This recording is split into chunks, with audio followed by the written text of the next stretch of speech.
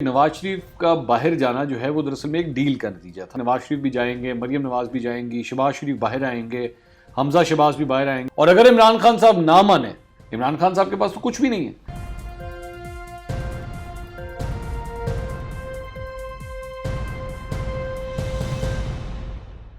السلام علیکم ناظرین, میں ہوں منصور علی خان, اپنے یوٹیوب چینل کے اوپر آپ کو خوش آمدید کہیں گے. ناظرین, کہتے ہیں کبھی کبھی جیتنے کے لیے کچھ ہارنا بھی پڑتا ہے, اور ظاہری بات ہے ہر ہار کر جیتنے والے کو شاید آج کل میرے کپتان کہتے ہیں.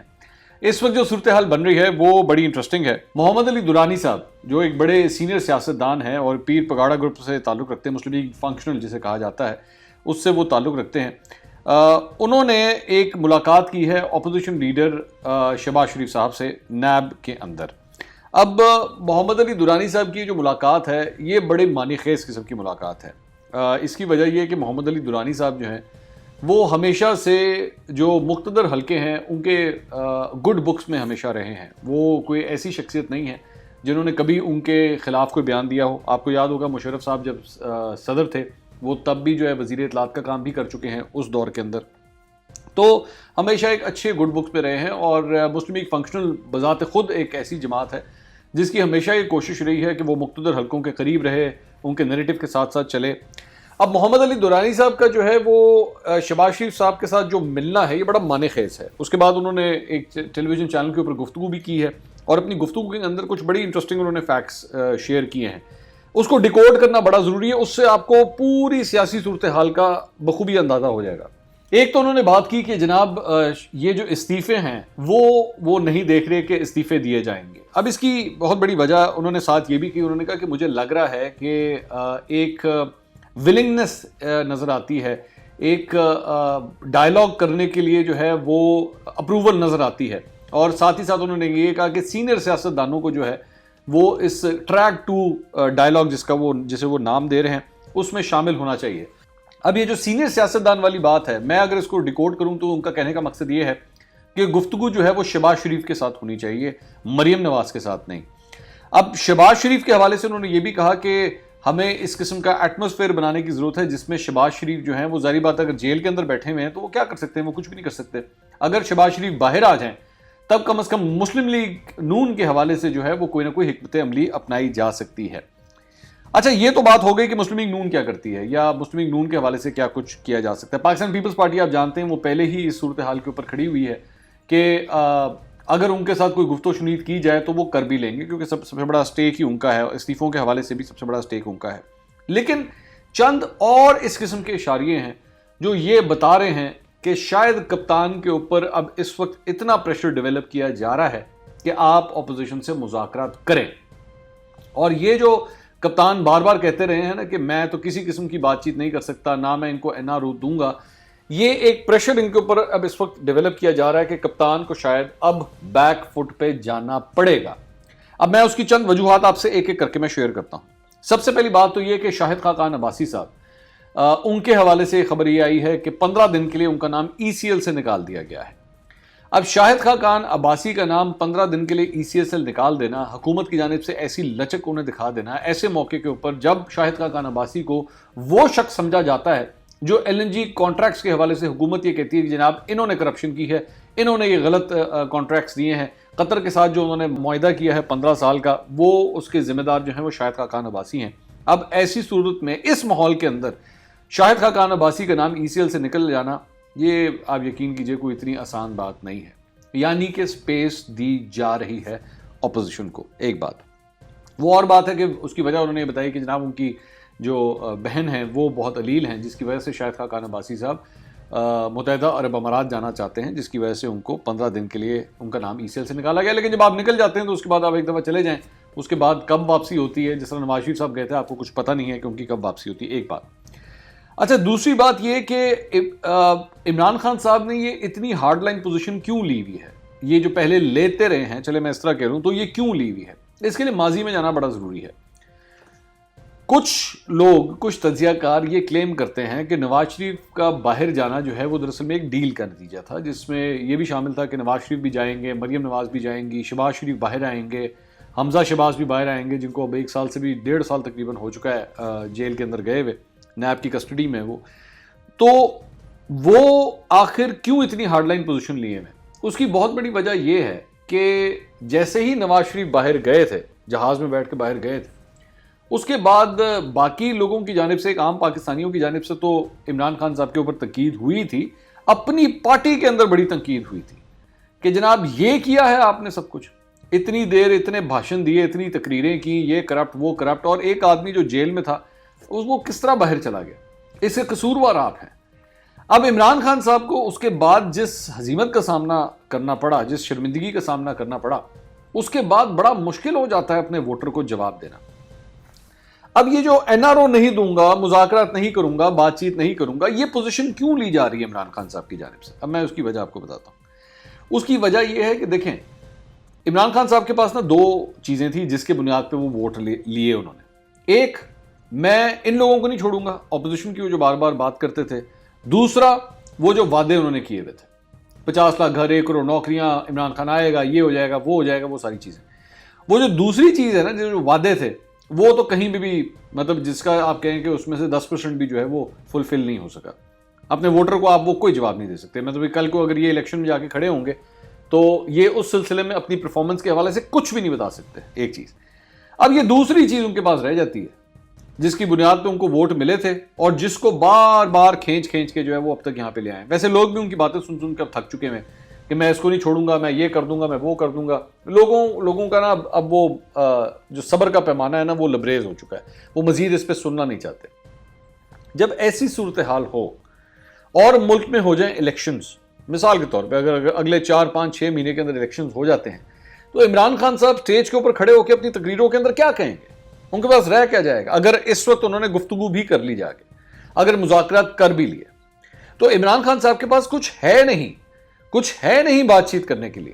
کیونکہ اگر وہ بات چیت بھی کر لیتے ہیں اور اس کے بعد نواز شریف واپس نہیں آ رہے, شہباز شریف باہر آ گئے, حمزہ شہباز باہر آ گئے, مریم نواز باہر چلی گئی, مثال کے طور پہ اگر یہی دوبارہ ڈیل جو ہے اس کو ری ایکٹیویٹ کرنے کی کوشش کی جاتی ہے, تو پھر رہ کیا جائے گا پیچھے؟ عمران خان صاحب کے پاس تو کچھ بھی نہیں ہے. تو یہ جس قسم کی اب تک کی جو چند جسے کہتے ہیں نا جو فیلرز آ رہے ہیں ان سارے معاملات سے, محمد علی درانی صاحب کا وہاں پہ جا کے ملنا, شائقہ خان عباسی کا ECL سے نام نکلنا, اور اس کے ساتھ ساتھ جو تھوڑی بہت چیزیں اس وقت نظر آ رہی ہیں, جو گرینڈ ڈائلاگ کی باتیں ہونا شروع ہوگی. بائی دا وے, فواد چودھری نے بھی ایک پروگرام کے اندر یہی بات کی تھی کہ گرینڈ ڈائلاگ جو ہے وہ ہونا چاہیے, اس میں کوئی بری بات نہیں ہے. ایک بات تو یہ سارا کچھ یہ بتا رہا ہے کہ کچھ سپیس PDM کو دینے کی کوشش کی جا رہی ہے عمران خان صاحب کے اوپر پریشر ڈیولپ کر کے, یا اگر میں پریشر کا لفظ نہ کہوں تو میں یہ کہوں اچھا جی عمران خان صاحب کو کنونس کر کے. اچھا, اس تناظر میں آپ یہ دیکھیے گا کہ عمران خان صاحب کی ایک بڑی امپورٹنٹ ملاقات ہوئی ہے جس کی تصویر بھی آئی ہے, آپ وہ تصویر اس سکرینز کے اوپر بھی دیکھ رہے ہیں, جس میں آرمی چیف بھی بیٹھے ہوئے ہیں اور ISI چیف بھی اس کے اندر بیٹھے ہوئے ہیں, جنرل فیض وہ بھی اس وقت بیٹھے ہوئے ہیں. ان تینوں کے حوالے سے یہ ذہن میں رکھیے گا کہ PDM کی تقاریر کے اندر جو ہے وہ ان تینوں کو ہی ٹارگٹ کیا جاتا رہا ہے, بار بار ان کو ٹارگٹ کیا جاتا رہا ہے, اور مسلم لیگ نون کی جانب سے ٹارگٹ کیا جاتا رہا ہے, مولانا فضل الرحمان کی پارٹی کی جانب سے ٹارگٹ کیا جاتا رہا ہے. تو مجھے یہ لگتا ہے کہ اس گرینڈ ڈائلاگ کے شروع کرنے سے پہلے دونوں سائڈز کی جانب سے سب سے پہلے تو کسی بھی ڈائلاگ میں جانے سے پہلے چند جسے کہتے ہیں نا سیز فائر کی پوائنٹس ہوتے ہیں, وہ ڈسکس کیے جائیں گے سب سے پہلے, کہ جناب یہ نہیں ہوگا, یہ نہیں ہوگا, یہ نہیں ہوگا, اور دوسری سائڈ سے بھی کہا جائے گا کہ جناب یہ فلاں چیز نہیں ہوگی, پھر ہم بیٹھنے کے لیے تیار ہیں, پھر ہم ہر صورت بیٹھنے کے لیے تیار ہیں, لیکن پہلے یہ سب کچھ نہ ہو. اب وہ کیا ہوتا ہے وہ تو بات کی بات ہے, لیکن لگ اس طرح یہ رہا ہے کہ وہ طاقتیں جو میٹر کرتی ہیں وہ اب معاملات کو سنبھالنے کے لیے تیار ہیں, وہ چاہتی ہیں کہ معاملات جو ہے وہ سمجھ جائیں. وہ ادھر بھی بات کریں گی, اپوزیشن کے اوپر بھی پریشر ڈلے گا اور دوسری سائڈ کے اوپر بھی پریشر ڈلے گا, کیونکہ ان کو یہ لگتا ہے کہ یہ موقع نہیں ہے کہ اگر کوئی کلیش ہو گیا, اگر استعفے دے دیے گئے, کیونکہ استعفوں کے حوالے سے دونوں سائڈ جو ہے نا وہ دراصل میں بلف کھیل رہی ہیں. یہ تو میں آپ کو آج میں آپ کو کلیئر کر دوں, دونوں سائڈ بلف کھیل رہی ہیں. ان کے پاس استعفے دینے کے لیے پورا مینڈیٹ موجود نہیں ہے اپوزیشن کے پاس, یہ میں آپ کو چلیں آپ خبر ہی لے لیں کہ ان کے پاس استعفے دینے کے لیے مینڈیٹ پوری طرح موجود نہیں ہے. اور حکومت یہ جو کہتی ہے نا, عمران خان صاحب یہ جو کہتے ہیں کہ جناب ہم یہ لوگ استعفے دے دیں, ہمیں کوئی فرق ہی نہیں پڑتا, ہم فوراً قبول کر لیں گے, یہ بھی بلف کر رہے ہیں. وہ اس طرح بلف کر رہے ہیں کہ یہ کہنے کی باتیں ہوتی ہیں کہ جناب 300-400 استعفے آ گئے تو ہمیں تب بھی فرق نہیں پڑے گا. فرق تو بہت پڑتا ہے. ایسی بات نہیں ہے. آپ کے صرف ایک اسمبلی سے 50 استعفے ہی آ جائیں نا, وہ بھی بہت ہوتا ہے پریشر ڈالنے کے لیے. تو اگر پورے پاکستان سے 300-400 استعفے آ گئے تب کیا ہوگا. اچھا, اس کی بھی ایک وجہ ہے. اس کی وجہ بھی ہے سینٹ کے الیکشنز.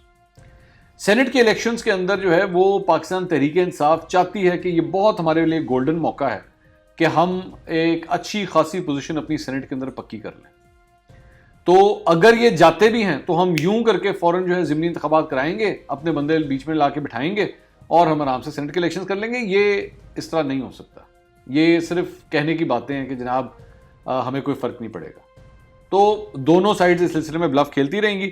لیکن میرا خیال میں اس سارے معاملے میں جو مقتدر حلقے ہیں وہ اب اپنا رول پلے کرنا شروع کرنے لگے ہیں اور وہ اب معاملات کو سنبھالیں گے, دونوں سائڈز کو سنبھالیں گے. اس میں سے وہ فیکٹرز جو اریٹنٹ فیکٹرز ہیں وہ بھی ہوتے ہیں نا دونوں سائڈز کے اوپر. اگر دو پارٹیاں آپس میں مذاکرات کرنا چاہتی ہیں اور ان کے اپنے اندر سے چند ایسے لوگ ہوتے ہیں جو کہتے ہیں جی کوئی گفتگو شنید نہیں ہوگی. مثال کے طور پہ مسلم لیگ نون کے اندر جس طرح مریم نواز صاحبہ ہو گئیں, جس طرح وہ کوئی بات چیت نہیں کرنا چاہتی ہیں, بڑی سخت پوزیشن لیتی ہیں. ان کو جو ہے وہ تھوڑا سا سمجھایا جائے گا کہ جناب اب ذرا 1 منٹ آپ ٹھہر جائیں. شہباز شریف صاحب جو ہے وہ اگر وہ باہر آ گئے تب کیا ہوگا. اگر شہباز شریف نیب سے باہر آ گئے, نیب کی کسٹڈی سے باہر آ گئے تو کیا ہوگا. تب بھی کیا مریم نواز وہی سب کچھ کریں گی. تب تو پھر پارٹی کے صدر باہر آ چکے ہیں اور پارٹی کے صدر پھر اپنی ایک پوزیشن لیں گے. تو ایک تو یہ چیز ہو سکتی ہے. دوسری بات یہ کہ مولانا فضل الرحمان صاحب اس پورے پی ڈی ایم کے اندر اگر کسی نے سخت پوزیشن لی ہوئی ہے سب سے زیادہ تو مولانا فضل الرحمان ہے. اب مولانا فضل الرحمان کی اپنی پارٹی کے اندر جس طرح ٹوٹ پھوٹ ہوئی ہے اور وہ اگر نہیں کوئی لچک دکھاتے اور وہ اگر نہیں مانتے تو معاملات اور بھی زیادہ خراب ہو سکتے ہیں. اب میری جے یو ایف اے کے ایک سینئر رہنما سے ایک بات ہوئی. میں نے ان کو فون کیا اور میں نے پوچھا کہ جناب پارٹی میں تو تتر بتر سٹارٹ ہو گئی ہے.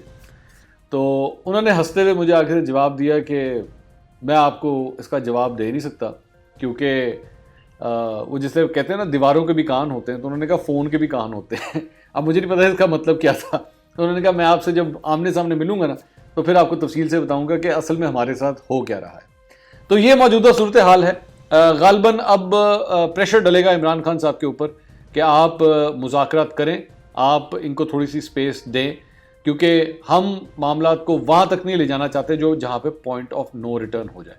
اور اگر عمران خان صاحب نہ مانیں, یہ بھی تو ہو سکتا ہے نا عمران خان صاحب مانے ہی نہ, تو پھر اس کے لیے بھی کوئی نہ کوئی فارمولہ تیار ضرور ہوگا. بس یہ چھوٹی سی ایک خبر تھی جو میں نے کہا آپ کے ساتھ شیئر ضرور کر دیں. آپ کیا سمجھتے ہیں اپنا فیڈ بیک ضرور دیجیے گا اور ہمارے چینل کو سبسکرائب کرنا مت بھولیے گا. اللہ حافظ.